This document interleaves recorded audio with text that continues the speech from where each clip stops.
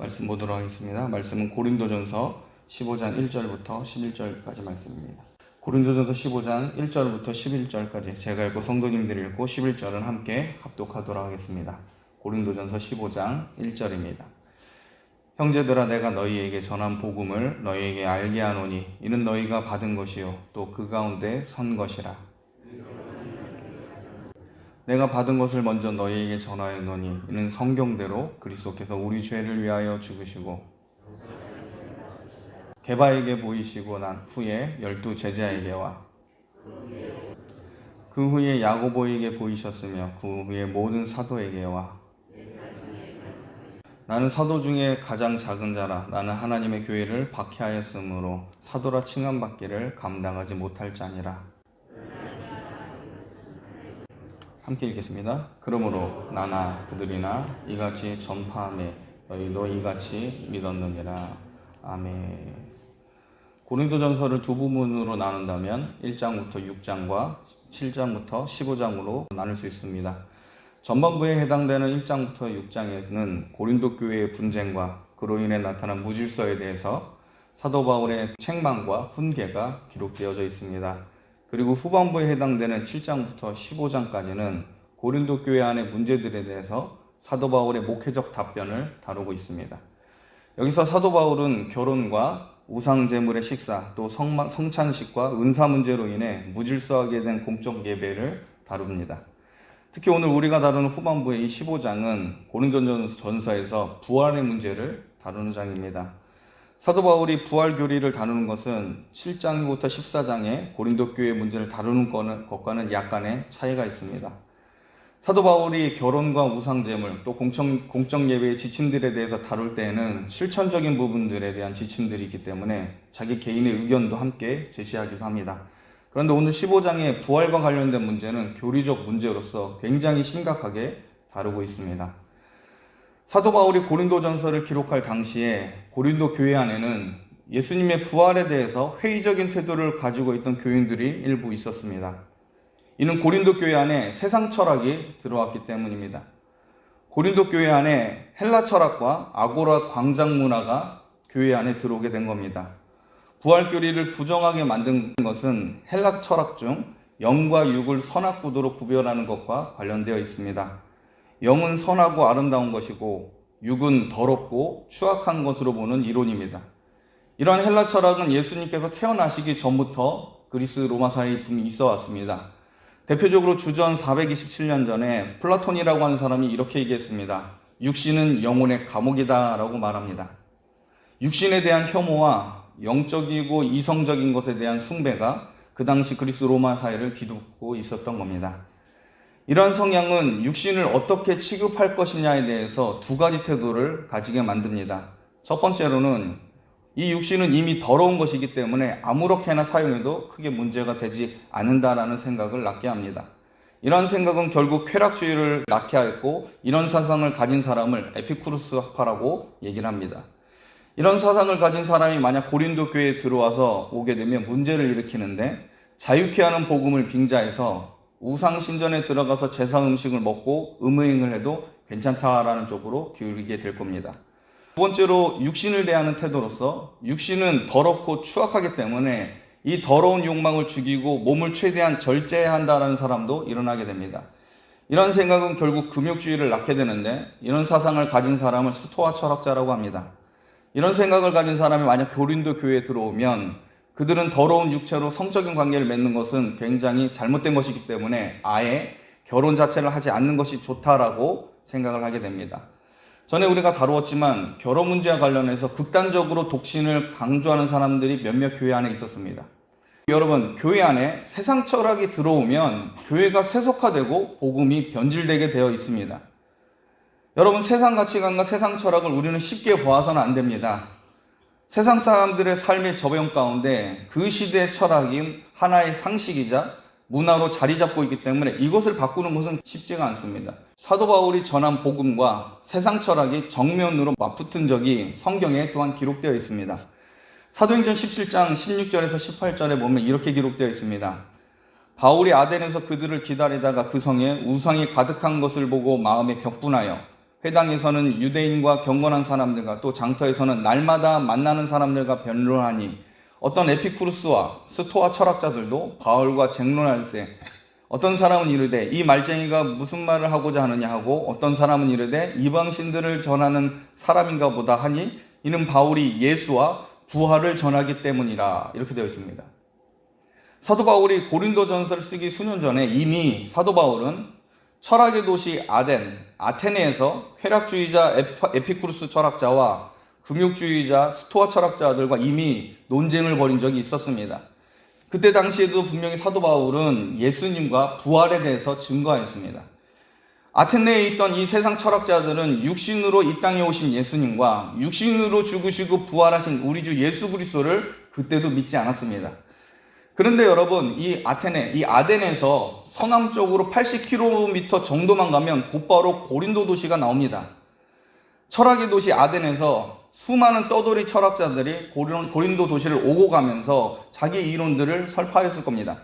이런 영향력을 받은 자들이 교회에 들어와서 복음과 철학을 섞어서 말하기 시작을 합니다.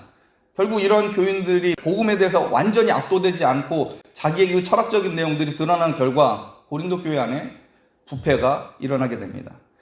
오늘날 한국 교회도 이런 위험에 많이 노출되어 있습니다. 아니 오히려 시간과 공간을 뛰어넘어서 수많은 세상 가치관들이 여과 없이 인터넷 정보망을 통해서 사람들을 통해서 수시로 들어오고 나가고 있습니다.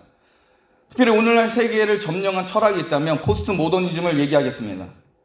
절대적 권위에 대해서 도전하고 오랜 역사 가운데 상식이라고 여겨졌던 것들을 무너뜨리고 새로운 사회를 만들자라고 하는 철학입니다. 각자의 개성을 중시하고 사람의 선택을 제한하는 모든 권위들을 무너뜨리자라고 이들은 말합니다. 남자와 여자의 역할이나 성 정체성을 무너뜨리고 새로운 가정상을 만들어보자라고 이들은 주장합니다. 어린아이에게도 성 전체성을 정할 수 있도록 기회를 주자라고 하면서 부모가 자녀를 교육할 수 있는 권리를 무너뜨립니다. 각자 자기 소견에 옳은 대로 말할 권리를 주자라고 하는 이 철학이 오늘날 전 세계적으로 주류가 되어 있습니다. 오늘날 교회 안에서 이런 철학이 쉽게 아주 많이 강력하게 역사하고 있습니다. 권위주의를 타파한다는 명분으로 상식으로 받아들였던 각종 질서와 규범으로서의 권위마저 무너뜨리려고 하고 있습니다. 도미노처럼 사회의 근간이 되었던 권위가 무시되는 시기에 오늘날 저와 여러분이 있습니다. 오늘날 부모로서의 권위가 무너진 후에 학교에서는 교사의 권위가 무너졌고 교회에서는 목사의 권위가 무너지고 있는 중입니다. 절대적인 하나님 말씀에 대한 권위가 사소하게 취급되기 시작했습니다. 여러분, 교회에 세속하는 하나님의 말씀과 설교를 사소하게 취급하는 데서부터 시작됩니다. 목사의 설교를 종교성이 강한 사람의 연설행위로밖에 보지 않습니다. 과거 고린도 교회가 영과 육을 분리하는 세속 철학이 들어온 결과 육신으로 부활하신 예수님을 부정하는 이상한 교리를 만들어내어 버렸습니다.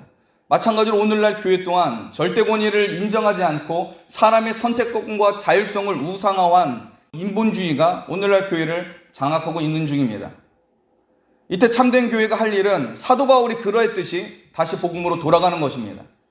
권위를 부정하는 세대에 하나님의 권위를 인정하도록 오늘날 교회는 다른 목소리를 내야 된다는 겁니다. 세상 철학이 권위를 무너뜨리자라고 얘기할 때 그래도 교회는 하나님의 권위가 여전히 살아있고 인간의 선택권 그 이상의 하나님의 능력이 있음을 선포하는 게 바로 교회의 역할입니다.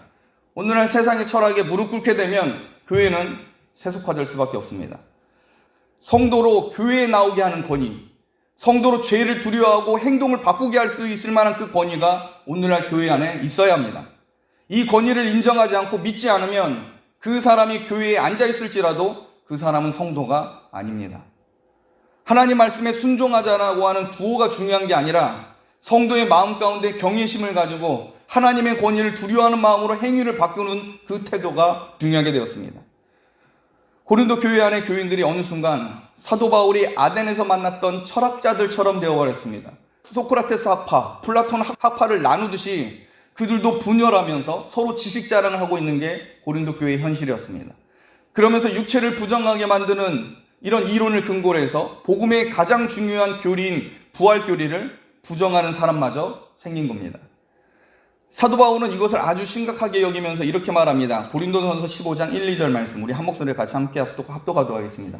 고린도전서 15장 1절과 2절 우리 같이 합독하겠습니다. 시작. 형제들아 내가 너희에게 전한 복음을 너희에게 알게 하노니 이는 너희가 받은 것이요 또 그 가운데 선 것이라.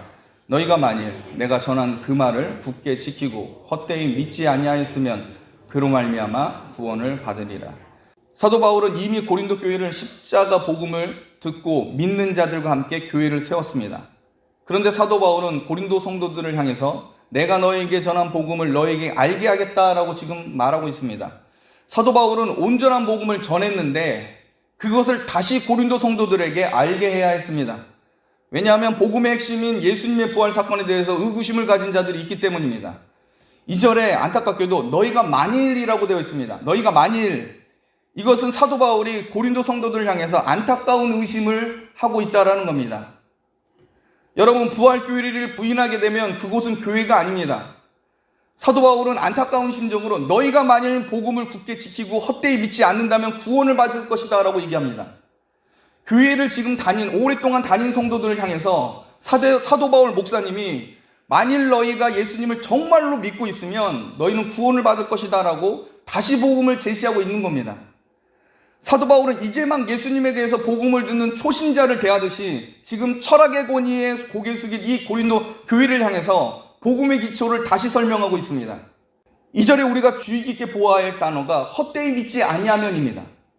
여러분, 하나님의 말씀을 가감하고 말씀에 드러나고 있는 확실한 교리를 훼손하면 그것은 헛된 믿음입니다. 그 헛된 믿음은 결코 구원을 일으키지 못합니다. 그런 믿음은 결코 성령께서 주시는 것이 아니기 때문에 그 사람은 구원받지 못합니다. 세상 가치의 노예가 된 사람들은 결코 참된 믿음에 나아갈 수가 없습니다. 예수님을 믿는다라고 하는 구호가 구원을 일으키는 것이 아닙니다. 예수님에 대해서 무엇을 믿느냐, 그리고 그 무엇이 나로 어떤 성도로 성령께서 만들어가고 계시느냐, 이것이 여러분 중요한 겁니다. 참된 믿음은 성령의 역사를 통해서 변해가고 있고 성화되어가는 과정 중에 그 열매로 나타나게 되는 겁니다. 성령 하나님을 통해 주어진 성도의 믿음은 참된 성화로 이어져야 합니다. 사랑으로서 역사하는 믿음을 가지고 교회를 세우며 십자가 복음을 가지고 말씀의 권위에 순복합니다. 성령께서 성도에게 주신 믿음은 말씀대로의 신앙으로 가게 만듭니다. 결코 세상 철학에 무릎 꿇게 만들지 않습니다. 사도 바울은 이 부활 교리를 다시 설명하면서 성경대로라고 하는 말을 계속 강조합니다. 우리 15장 3절과 4절 우리 같이 한 목소리 읽겠습니다. 15장 3절 4절입니다. 같이 읽겠습니다. 시작. 내가 받은 것을 먼저 너희에게 전하였노니 이는 성경대로 그리스도께서 우리 죄를 위하여 죽으시고 장사 지낸 바 되셨다가 성경대로 사흘 만에 다시 살아나사. 여러분, 사도 바울이 부활 교리를 세울 때 사도 바울이 의지하고 있는 권위가 무엇인지 여러분 보셔야 합니다. 바로 성경입니다. 권위가 필요한 겁니다.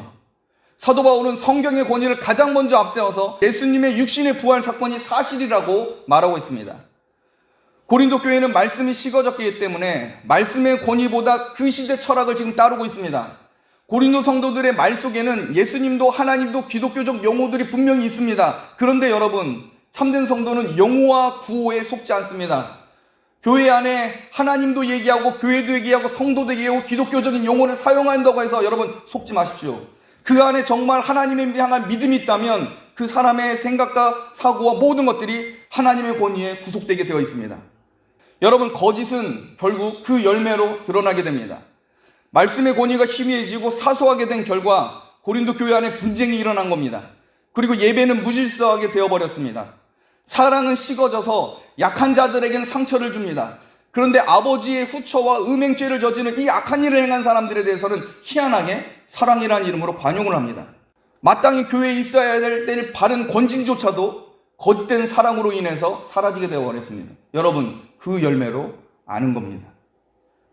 여러분, 하나님 말씀의 권위를 인정하는 교회에서는 질서가 있습니다. 성속을 구별하며 거룩함을 지향하고 참된 하나님의 다스림이 일어나는 장소가 그러한 교회입니다. 복음이 살아 운동력 있게 일어나면 성도들이 하나님을 두렵고 떨리는 심정으로 예배하게 되고 기쁨으로 하나님을 찬미하게 됩니다. 그런데 고린도 교회 안에 이것이 사라진 겁니다. 이때 사도 바울이 의지한 권위는 오직 성경입니다. 그 다음에 사도 바울이 또한 의지한 것이 있다면 하나의 권위로선 역사가 있습니다. 예수님께서 실제 육신으로 부활한 역사를 지켜본 목격자가 있다라고 지금 사도 바울은 선포하고 있습니다. 고린도전서 15장 5절에서부터 8절까지 이렇게 되어 있습니다. 고린도전서 15장 5절에서 8절에 보면 게바에게 보이시고 후에 12제자에게와 그 후에 500여 형제에게 일시에 보이셨나니 그 중에 지금까지 대다수는 살아있고 어떤 사람은 잠들었으며 그 후에 야고보에게 보이셨으며 그 후에 모든 사도에게와 맨 나중에 만삭되지 못하여 난 자 같은 내게도 보이셨느니라. 여러분, 우리 하나님의 말씀은 성경 자체에서 권위가 있지만 그 성경 자체가 역사적으로 사실임도 여러분 믿으시길 바랍니다. 여러분, 예수님의 부활과 하나님의 능력을 직접 체험하였던 그 일을 목격한 사람들이 사도 바울이 이 고린도전서를 쓰는 당시에도 여전히 허다한 증인들로 있었다는 겁니다. 우리는 사실을 믿는 종교입니다. 기독교는 그래서 힘이 있는 겁니다. 왜 그 당시에 유대 종교 지도자들이 예수님의 부활에 대해서 반박할 수 없었느냐? 예수님께서 부활하신 후에 40일 동안 예루살렘에 머물면서 계셨기 때문입니다. 또 이것을 지켜본 사람들과 500여 명의 제자들도 예수님을 보았습니다. 심지어 사도 바울은 자기에게도 육신으로 부활하신 예수님이자 승천하신 예수님을 목격하였다고 말하고 있습니다. 여러분, 사도 바울의 회심 사건이야말로 예수님께서 부활하셨고 승천하셨다는 것을 증명하고 있습니다. 고린도전서 15장 9절부터 11절에 이렇게 되어 있습니다. 9절부터 11절에 보면 나는 사도 중에 가장 작은 자라. 나는 하나님의 교회를 박해하였으므로 사도라 칭함받기를 감당하지 못할 자니라. 그러나 내가 나된 것은 하나님의 은혜로 된 것이니 내게 주신 그의 은혜가 헛되지 아니하여 내가 모든 사도보다 더 많이 수고하였으나 내가 한 것이 아니오 오직 나와 함께 하신 하나님의 은혜로라. 그러므로 나나 그들이나 이같이 전파하며 너희도 이같이 믿었느니라 라고 되어 있습니다. 사도 바울은 하나님의 교회를 박해하는데 가장 앞장섰던 사람입니다. 많은 학자들은 사도 바울이 스데반의 순교 현장을 관장했던 종교 지도자의 위치에 있었다라고 봅니다. 유대교에 대한 열정이 강해서 타국 도시인 다메섹까지 올라가서 기독교인을 잡아서 끌고 오려고 시도했던 사람이 사도 바울입니다. 그런 사도 바울이 다메섹으로 가는 도중에 부활하신 예수님을 만났습니다. 그리고 회심해서 이제는 박해자가 변화돼서 예수님을 증거하였고, 그런 사도 바울이 세운 교회가 어디입니까? 그게 바로 고린도 교회입니다. 여러분, 고린도 성도들은 오랫동안 사도 바울과 함께 복음을 들었고 배웠음에도 불구하고 부활의 목격자고 증인인 이 사도 바울과 함께 있었으면서도 예수님의 부활을 인정하지 않은 철학을 받아들인 겁니다. 여러분, 세상 가치관과 철학이 이렇게 무섭습니다. 정리하면 사도 바울은 성경을 제일 중요한 권위로 인정하고 부활이 사실이라는 것을 드러냅니다. 그리고 실제 예수님의 부활을 목격한 증인들과 그 중에 한 명이 자신임을 드러내고 있습니다. 말씀을 마치겠습니다. 세상 가치관이 교회 안에 들어왔을 때 교회는 큰 상처와 고통을 경험하게 됩니다. 어떻게 보면 교회는 세상에 포위되어 있습니다. 간혹 어떤 분들은 교회가 세상의 한 부분에 속한 게 아니냐라고 합니다. 사회의 일부분으로서 교회를 얘기합니다. 그러나 성경은 그렇게 말하지 않습니다. 교회는 그리스도 안에 속한 거룩한 기관임을 믿으시길 바랍니다. 우리는 세상에 속해 있지 않습니다. 교회는 하나님의 말씀을 맡은 유일한 기관이고 하나님의 다스림이 어떤 것인지 보여주는 지상의 거룩한 기관입니다. 미국 대사가 대한민국에 있지만 미국 대사가 직무를 하는 이 대사관은 대한민국 법을 적용할 수 없는 취해법권 지역입니다. 미국 대사관이 대한민국 영토 안에 있지만 그곳은 미국의 영향력을 인정해주는 지역입니다. 오늘날 교회가 그러해야 합니다.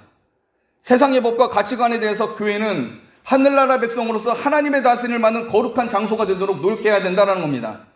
그런데 하나님의 권위를 사소하게 여기며 교회가 가진 독특함을 상실하게 되면 그 자리를 세속의 영이 자리 잡고 교묘하게 교회의 근간을 흔들어댑니다.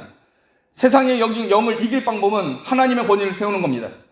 성경을 최고의 권위로 두고 바른 복음을 드러내는 사명을 주님 오실 날까지 오늘날 교회는 드러내야 될 사명이 있습니다. 이 놀라운 사명을 기억하고 하나님의 권위를 인정하며 하나님의 은혜의 혜택을 누리시는 성도님이 되시길 주님의 이름으로 축복합니다. 기도하겠습니다.